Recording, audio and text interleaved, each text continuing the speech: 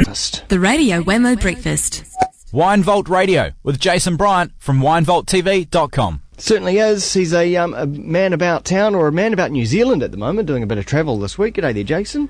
G'day, Wammo. Thank you very much for having me again. Yeah, no problem. Best part of the Always week. a pleasure. And thanks for, because we're going to be doing a draw a little bit later on. That's going to be exciting. I'm quite excited. And I'm more excited about waving my little pieces of paper Yeah. than I've been all week. As soon as you got into the studio, I put you to work with the Yeah, I know. with the snips, I know, it's team building. isn't it? Yeah, a two-man team. Yeah. Where have you been this week?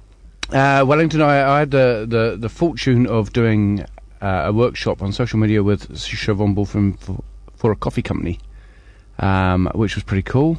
What coffee company was it? Emporio Coffee in Wellington.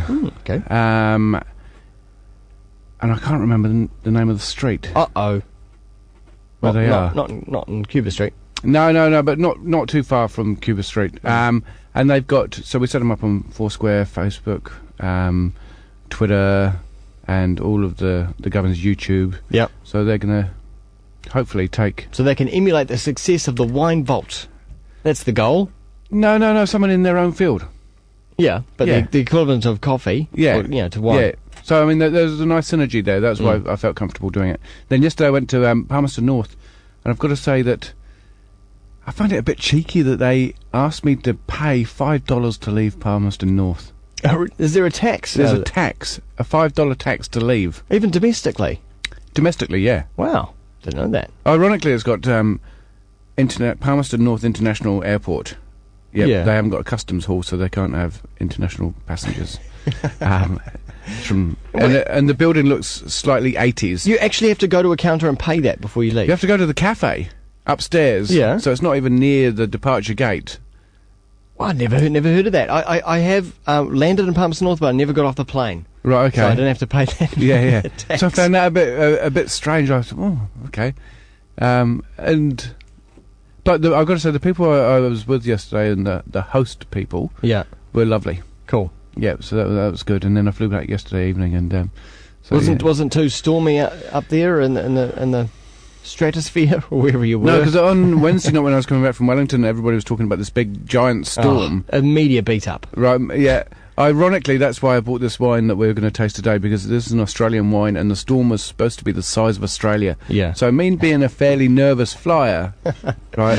I had a few DMs from people talking about the storm, and I'm thinking, oh my God, I really, really, really am a bad flyer at Yeah, the a best bit of dodgy. times. Not a good time. And all of a sudden, I'm going to be confronted by being in a little plane An apocalypse, yes. and a big storm.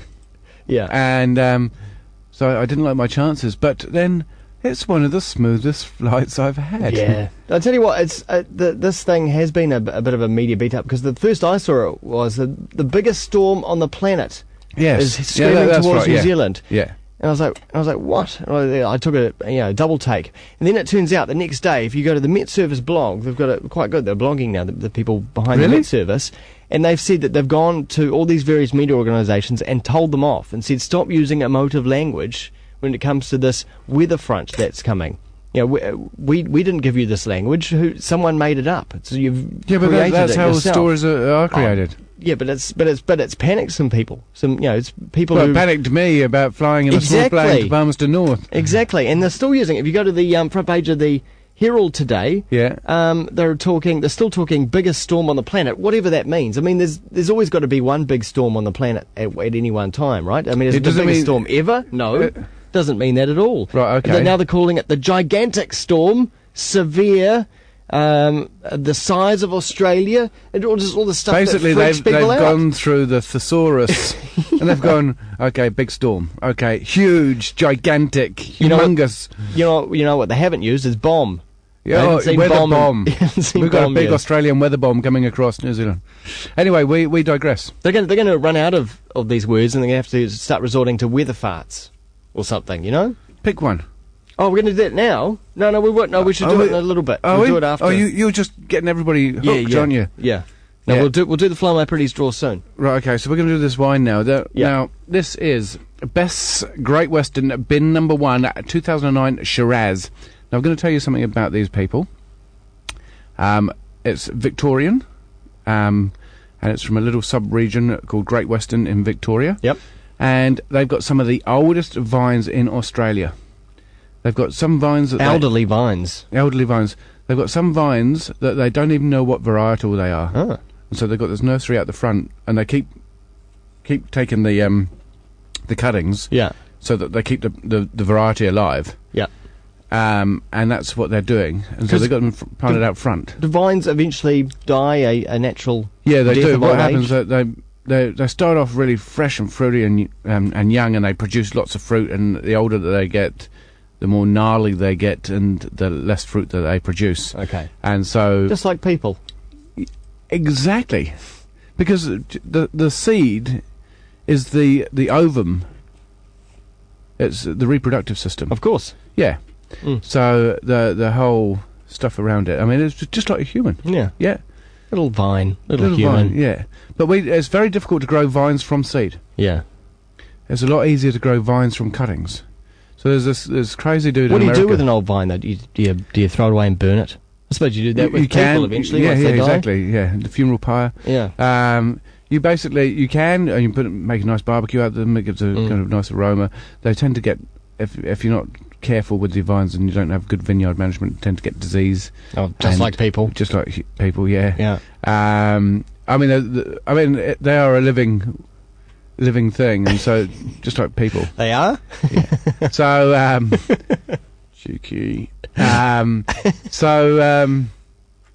Basically, you can either use them as a barbecue, or you can just let them Which you rot. don't normally do with people. Anyway, moving on. I don't know.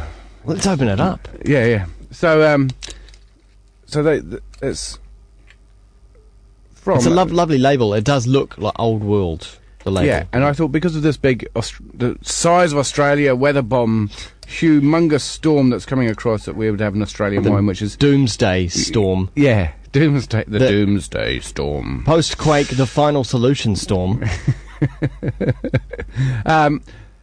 You'll see that it's very, very bright in the glass. I mean, that's plum, that's dark, that's a kind of very plummy, dark red, purple.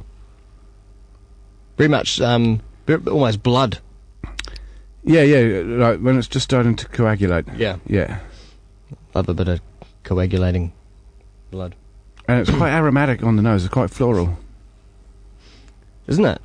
Yeah. So I can imagine a bit of kind of boudin noir or black sausage or whatever it's called. What's black pudding? Oh, black pudding. Yeah. Yeah. Being on that That's topic. the blood aspect. Yeah. With this, Blackberry? you get blackberry. I get cassis. I get almost a little bit of leather as well. Kind of new car leather, right? Not old leather. Yeah. Not old shoe leather, but it's more new. Okay. I mean, it's got a little time to develop in the bottle yet. I mean, So it's fresh car smell. yeah, mixed with a bit of kind of fruit Armorol. salad. Armorol. What's Armorol? That's the stuff you spray on your dashboard to make it shine. Oh, right, okay. No, it's not a bit- that synthetic. It's a bit chemical. Yeah. Mm. That's grippy. Yeah. There's lots. It's like eating black fruit salad. Yeah. That's what I get. Then I get this kind of earthy chocolate, bit of chocolate Oh, definitely chocolate. Mm. right at the end, Mm. but it's got some nice pull in the mouth. Nice grip. It's a meal in there. It is a meal. No, but it's atypical Australian. It's not that big jammy style like that. Oh, Spooning out a dollop of strawberry jam or Yeah, it's plum not sweet. jam. It's not sweet, is it? It's not sweet. It ends with a bit of oak there. Quite a bit of oak right at the back there right now. But it faded through that primary fruit, black fruit, into a bit of chocolate mocha, pulled in my cheeks a bit, not overly drying, but dry enough to be serious. And then finished with a bit of oak. It's very stately, isn't it? I mean, it's a proud old gentleman. Yeah. It's despite its youth. Yeah. I like the label.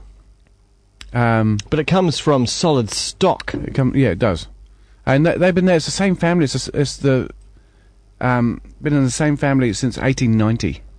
So I mean, They're an old vineyard. Mm. So yeah, I actually like it because it's atypical Barossa, and it just shows you what you can do with Shiraz. It doesn't all have to be jammy and big fruity.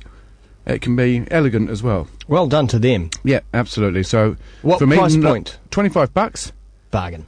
and 91 points. Excellent. Thanks very much, Jason. À bientôt.